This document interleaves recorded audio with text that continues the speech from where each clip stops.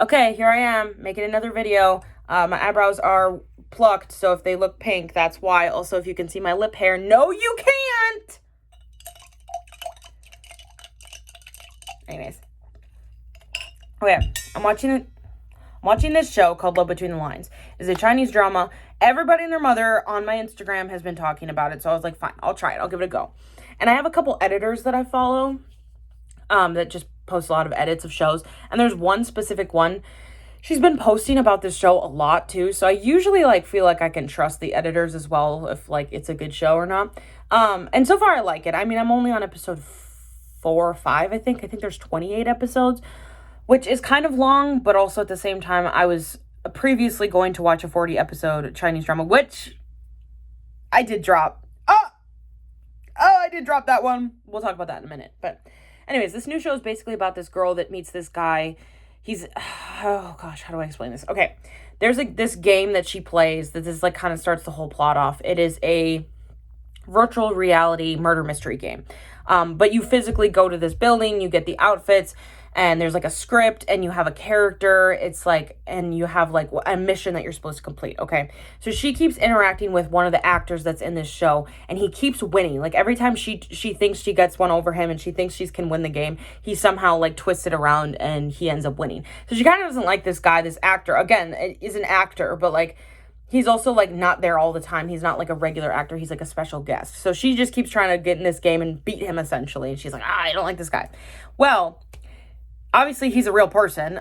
So he exists in this separate, not exists in a separate, what am I saying? That doesn't even make any sense.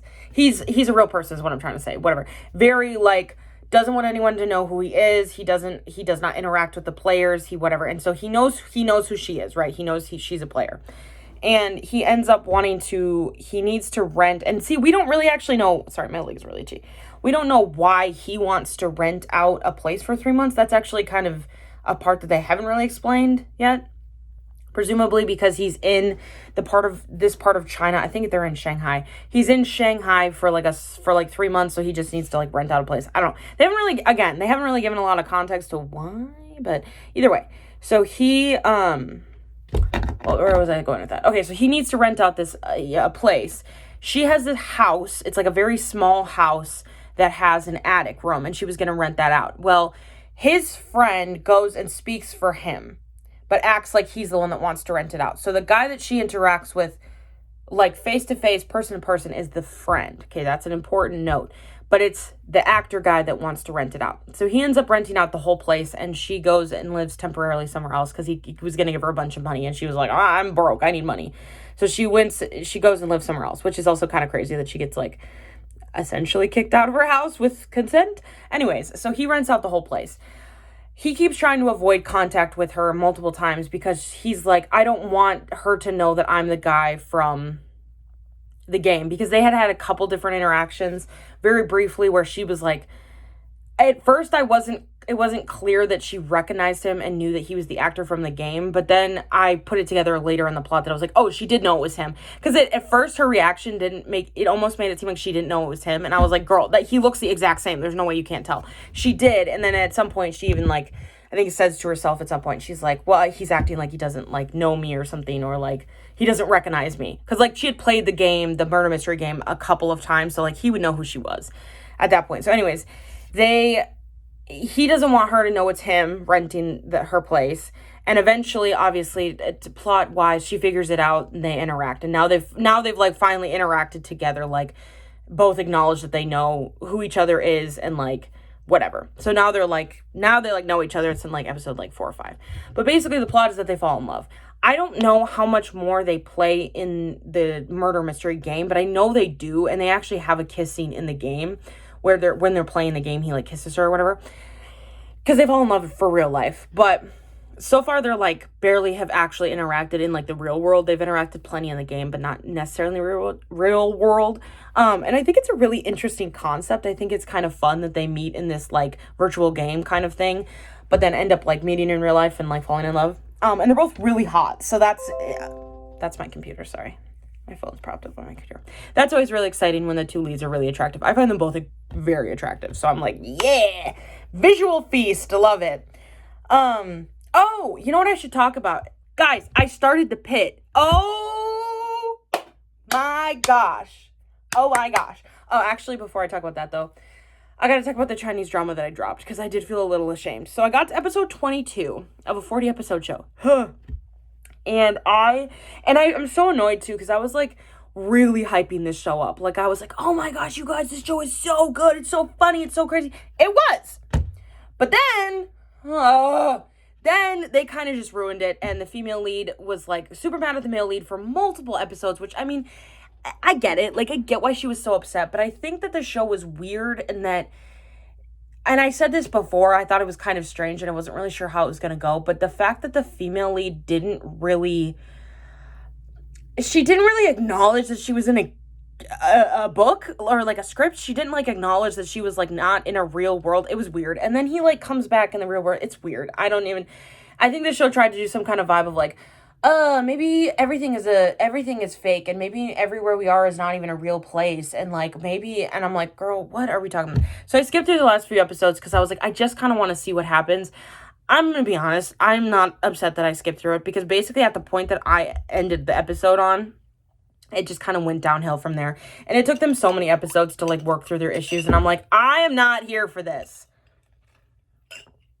I'm not. Hitting that. I have a different cup over here. Anyway, so I did drop it. I don't really regret it. I'm going to be so honest. And then a different show that I'm watching is, before I talk about the Pitt, I'm still finishing Can This Love Be Translated? I'm on the last episode. We're almost done with it. I'm so happy that I went back and finished it, though, just for even just the sake of an accomplishment feeling of like, yes, I did it. I did something that I thought I didn't want to finish, but then I finished it anyways. But it's really good, too. It's not like it was ever bad.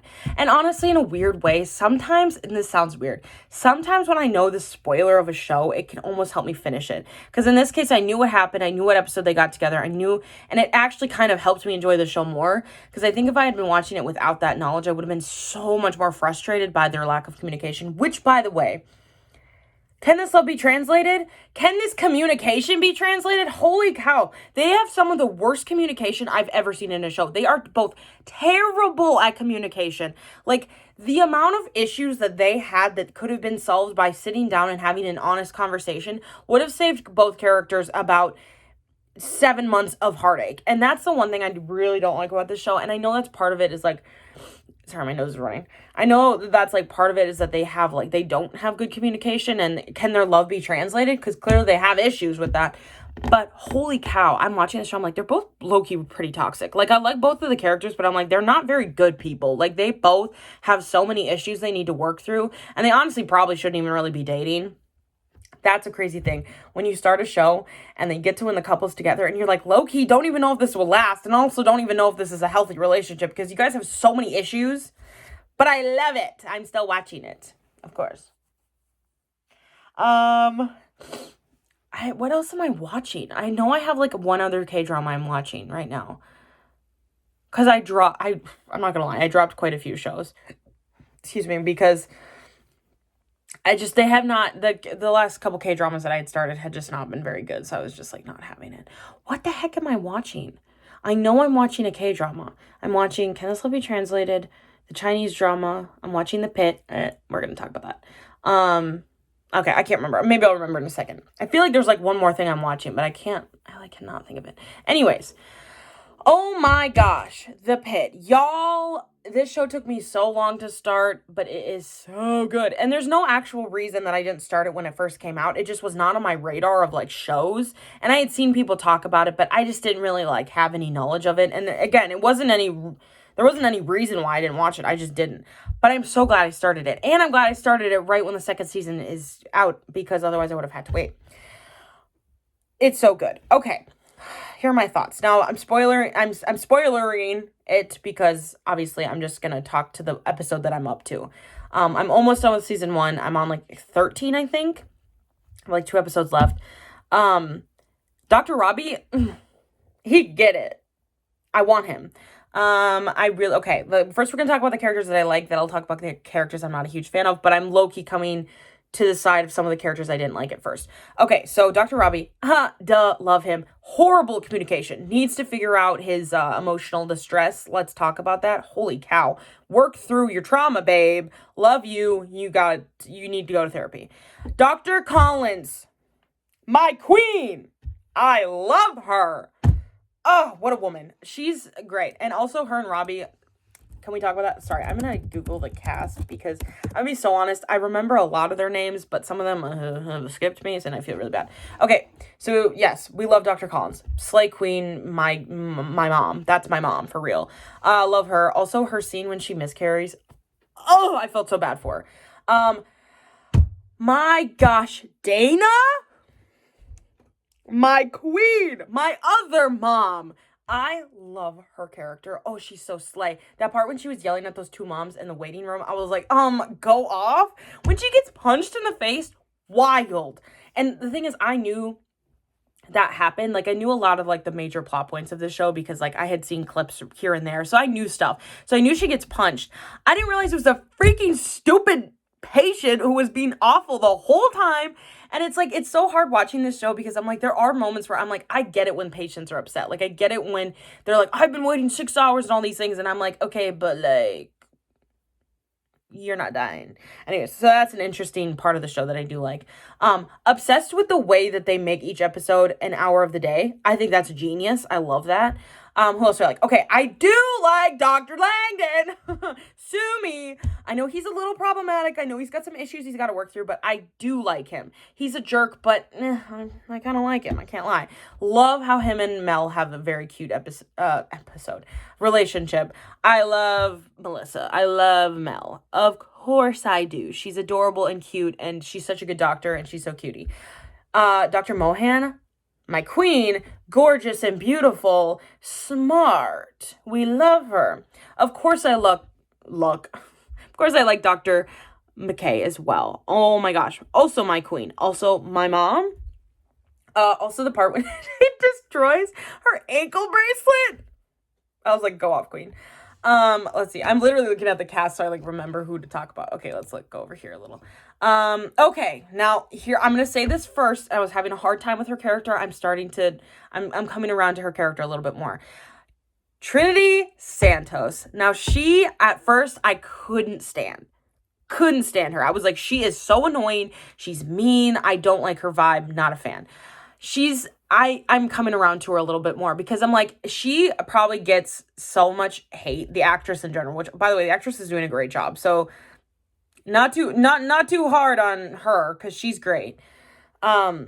She is such an interesting character because she's so unlikable in the beginning. Like, I genuinely could not stand her. I was like, I don't care. I don't like you, whatever. But as the show goes on, as you get more time with her, it's like, she is a very, like, nuanced character. Like, there's a reason she acts the way she does. And I feel like there's certain scenes, especially the scene where she confronts the dad and she's, like, so mad. I was like, there's something here there. There's trauma there. There's something that happened to her that she can relate to that little girl that she was, like, trying to talk to, which also I'm like, oh, why are we doing this? She's, like, 12. She doesn't know. Don't talk to her. Anyways, that whole scene was really well acted, but also just, like, gave a little more glimpse into her as a character, and I think it helped make her be, like, I understood her a little bit more. And as the episodes have gone on, with her being the one that called Dr. Langdon out on it and, like, told someone about his, like, being addicted to, drugs or whatever, that, I'm like, she's gonna get so much freaking hate in the show, I feel like, too, for that. But at the same time, it's like, she did the right thing and she should have called him out, and good job that she did. Like, and that almost in a weird way kind of helped me like her more too, because she, like, you're like, she had to do this super hard thing. And that's what even Dr. Robby says to her at some point of, like, on your first day, no less, you, like, called something really bad out. Like, it's horrible, but you called it out. Big fan. So I'm starting to like her more. Obviously I love Dr. Whitaker. I mean, is it Whitaker? Whitaker? How do you say his last name? Love him, of course. How could I not love him? My nose sounds really stuffed. Excuse me. He's great. We love him. He's so cutie. I have nothing to say about him. Like, I just genuinely like him. Dr. Javadi has grown on me a bit as well. At first, I was like, oh, she's kind of annoying. Like, she's kind of she's trying so hard. She's really intense. Then you see her mom and you're like, oh, no, I get it.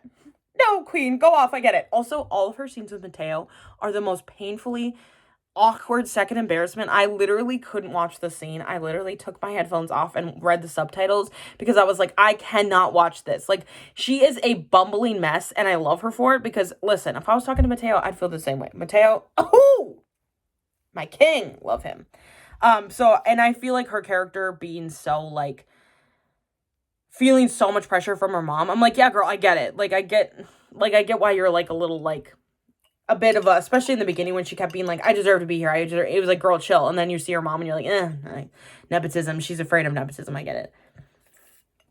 But she's also, like, really competent and smart. So it's like, it makes sense. Also, there's a nurse, Jesse. We love him. He's great. Of course, I love Perla. Of course, I love Princess. I love my Filipino queens. I actually don't know if they're both Filipino. And I feel like now I need to check. I think she's Filipino. I mean, Filipino-American. They speak, what's it called? I almost said they speak the Philippines. Please forgive me. They speak Tagalog? I don't know how to say that. Sorry. Oh yeah, Filipina Muslim nurse, because that's her character who wears a hijab. Anyways, love both of them. They're great. Who else do I'm literally looking at the cast. Who else do I want to talk about? Oh yeah, there's a new doctor, but I haven't met her yet in the new season, so I feel like I can't talk about her yet. Oh, can't stand Dr. Garcia. I won't say any more than that. Don't like her. I'm sorry. I tried. I don't. I feel like there's someone major that I'm not talking about that's like, I swear, I'm literally looking at the whole cast. Who else do I want to talk about? Because the rest of these characters that are popping up, Dr. Jacques Abbott. We're getting to his sequence. Also, there's a doctor, oh my gosh, what is his name? Shen. Night shift. So we haven't gotten enough of him yet, but I've gotten a little bit of him, and I was like, I want him. Anyways, I really like the show. I think it's great. I think it's really interesting. I think it's incredibly creative. I feel like there was like one other thing I wanted to say.